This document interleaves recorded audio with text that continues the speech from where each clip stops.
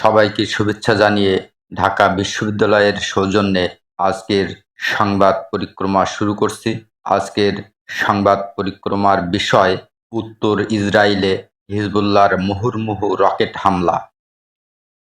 ফিলিস্তিনের অবরুদ্ধ গাজা উপত্যকায় চলমান গণহত্যা ও লেবাননে সাম্প্রতিক সন্ত্রাসী হামলার জেরে ইসরায়েলে প্রতিশোধমূলক হামলা চালিয়েছে লেবানিজ সশস্ত্র সংগঠন হিজবুল্লাহ।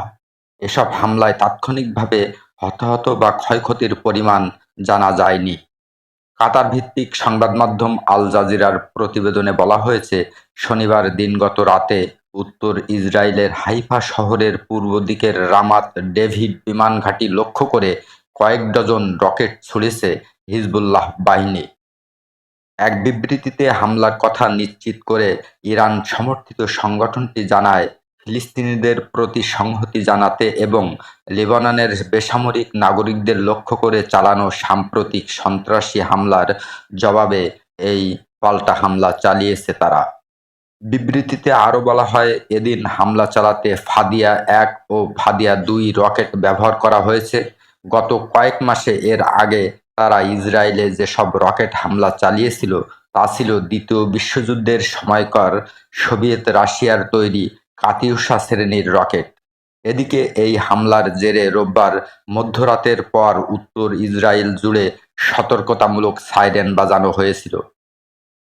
উত্তর ইসরায়েলে মানুষের জমায়েতের বিষয়ে কড়াকড়ি আরোপ করেছে স্থানীয় ইসরায়েলি কর্তৃপক্ষ। দেশটির তৃতীয় বৃহত্তম শহর হাইফাতেও এই কড়াকড়ি আরোপ করা হয়েছে। ইসরায়েলি সামরিক বাহিনী লেবানন থেকে অন্তত 10টি রকেট ছোড়ার কথা নিশ্চিত করেছে। এসব রকেটের অধিকাংশ লক্ষ্যবস্তুতে আঘাত করার আগেই ভূপাতিত করা হয়েছে বলে দাবি করেছে তেল আবিব। এর আগে শনিবার সন্ধ্যায় দক্ষিণ লেবানন জুড়ে কয়েকশো বিমান হামলা চালিয়েছিল ইসরায়েল। এছাড়াও গত শুক্রবার লেবাননের রাজধানী বৈরুতের দক্ষিণের শহরতলিতে ব্যাপক বিমান হামলা চালানো হয়। এতে অন্তত 38 জন নিহত ও কয়েক ডজন লোক আহত হয়েছিল।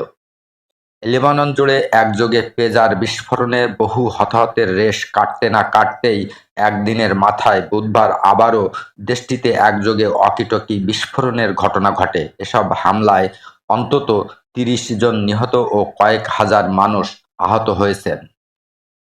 এইসব বিস্ফোরণের পরিকল্পনা কয়েক মাস আগে থেকেই করা হয়েছিল বলে প্রাথমিকভাবে ধারণা করা হচ্ছে বলে হিজবুল্লাহ ও লেবাননের একাধিক সূত্র জানিয়েছে। লেবাননের বেসামরিক নাগরিকদের লক্ষ্য করে এই ধরনের সন্ত্রাসী হামলার জন্য সরাসরি ইসরায়েলকে দায়ী করা হলেও এ বিষয়ে এখনো পর্যন্ত মুখ খোলেনি নেতানিয়াহু সরকার। গেল বছরের অক্টোবর মাসের 7 তারিখে ইসরায়েলে এই দশকের সবচেয়ে বড় সামরিক অভিযান চালায় গাজার হামাস সরকার। এর পরপরই গাজায় বিমান হামলা ও স্থল হামলা শুরু করে ইসরায়েল।